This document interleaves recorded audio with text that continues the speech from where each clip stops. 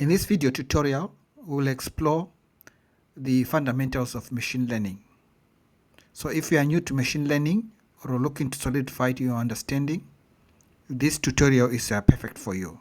So before we dive into practical exercises, let's clarify some key terms such as artificial intelligence, machine learning, and deep learning. So what is artificial intelligence? Artificial intelligence is a broad field that aims to create computer systems capable of mimicking human intelligence in order to perform tasks such as problem solving, decision making, and pattern recognition. So the applications include virtual assistants such as Siri or Alexa, self-driving cars, robotics, computer vision, and recommendation systems. So AI encompasses both rule-based approaches and data-driven machine learning approaches. So within AI or artificial intelligence, we have machine learning, which is a subset that allows computers to learn patterns from data without explicit programming. Okay, so this machine learning can be categorized into many groups that we are going to look at shortly. And within machine learning, we have an advanced subset which is called deep learning that uses artificial neural network with multiple layers.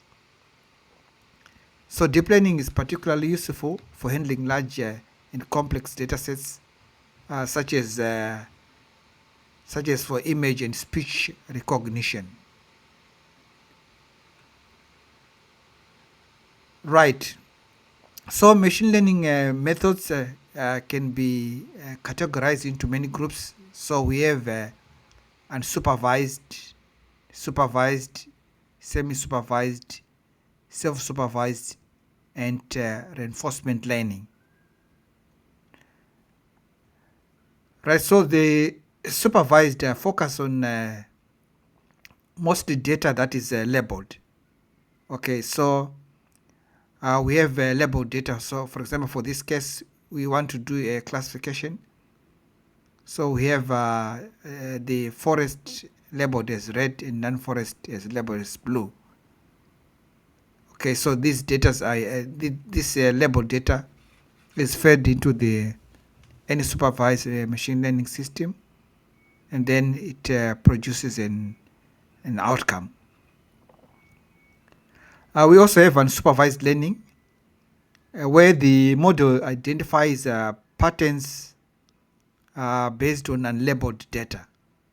Okay, so for example, you can use this one for clustering and the anomaly detection. Then we also have the semi-supervised learning. So here we have a mixture of both labeled and non-labeled data. So for example, here we've labeled data, which is in red and blue. And then we also have instances of these non-labeled data. And then we also have self-supervised learning. So here the computer systems learns from data without explicit labels. So this is kind of a new method. And as I've shown above, we talked about reinforcement learning. So here the model learns through rewards and penalties. So this is commonly used in robotics and gaming. So for this series of in this series of tutorials, our main focus is mainly on supervised learning. However, later on we will look at unsupervised learning, semi-supervised learning, and self-supervised learning. That is in the context of deep learning. Right, so our focus on supervised machine learning will be on the k nearest neighbor, okay, support vector machines, decision trees, and random forest. So these are the most common, some of the most common machine learning classifiers that we use for classification, especially for remote sensing Earth observation. So say, for example, we have our input data here, which is a labeled data set of forest and non-forest. So if we feed it into the machine learning classifier, we can produce this kind of decision trees that we can use for the classification. Right, so for this lab, we are going to start with the k-nearest neighbor classifier, which is a very simple yet powerful method for classification task. So to understand the k-nearest neighbor, we want to start with a basic example. So our goal here is to classify apples and oranges based on their physical attributes. Okay, so in this table, we have the fruit name, which is the target variable. That is the variable that we want to predict, and we have the other physical attributes. This is mass, width, height, and color score. Okay, so as you can see, each row represents a fruit, a sample fruit with different measurements. So the idea behind the k-nearest neighbor is to classify a new fruit by comparing its features with the existing labeled samples and assigning a majority label of its nearest neighbor in the dataset. Right, so how does a k-nearest neighbor work?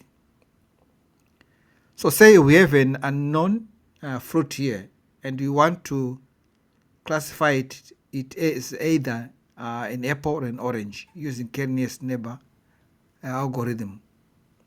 So the k-nearest neighbor here works by finding the most similar points, in the dataset and assigning it to the known fruit in the same category as its closest neighbor. So, for example, here.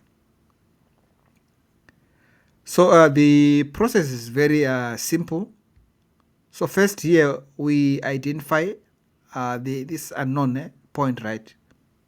So this black dot representing the fruit that we don't know. And then next we will find the nearest neighbor.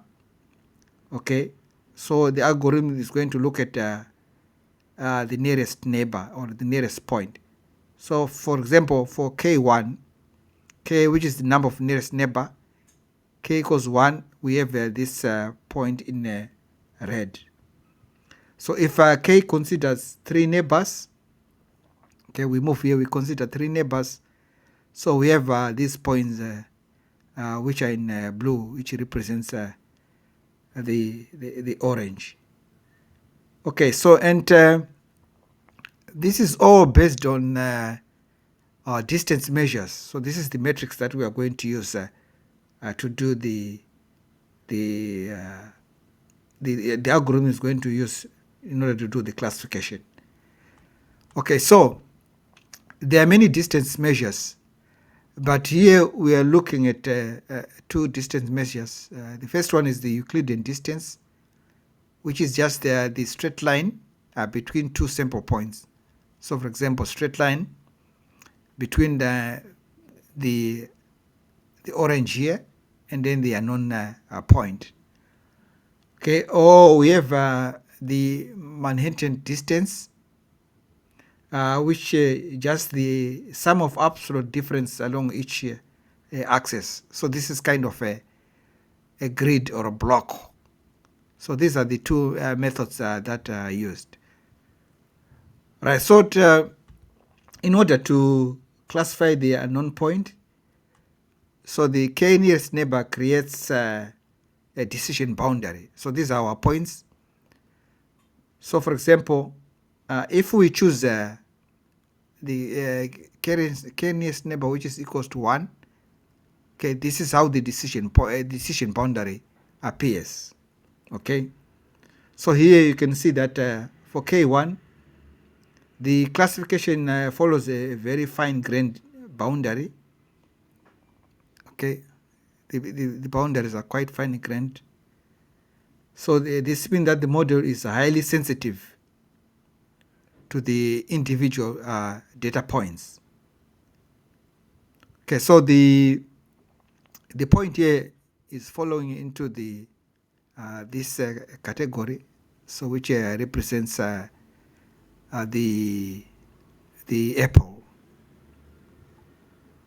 Okay, then if we look at the K3, this decision boundary is a bit smoother, and then now the unknown